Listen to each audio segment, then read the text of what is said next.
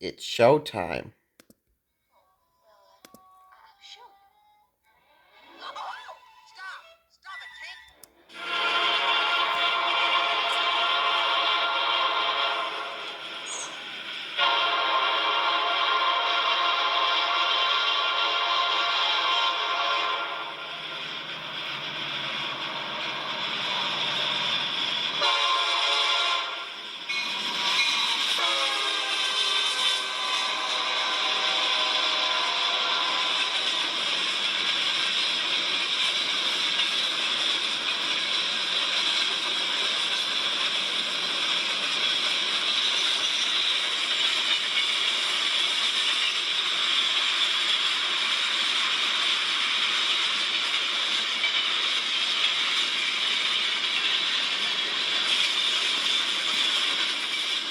This northbound manifest is led by a former Conrail SD60 and a lease unit owned by First Union Rail.